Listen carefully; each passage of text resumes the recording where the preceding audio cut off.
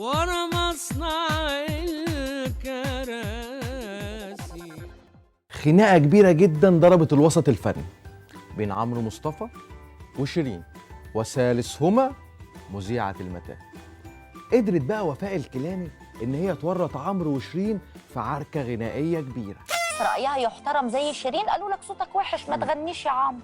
طب وانا شايفها برضو ما تروحش تعمل ستار اكاديمي ولا اكس فاكتور بتقلل من نفسها. هل هي تسمع كلامي؟ لو هي سمعت كلامي مفيش مطربه تمسك جزمه وتعمل كده اهو. انت النهارده هبه، فما ينفعش جمهورك يشوفك وانت ماسكه جزمه وبتعملي بيها لجنه الحكم. وايه يعني؟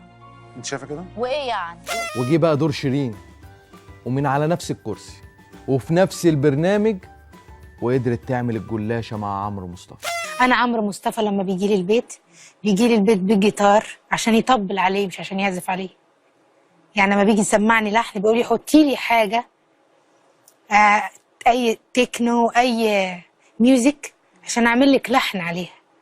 لكن عمرو مش الملحن اللي يجي يعزف عشان يديني لحن.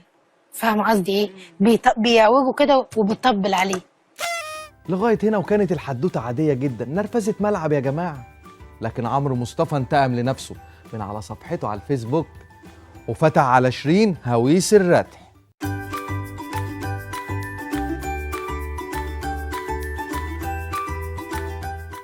ورا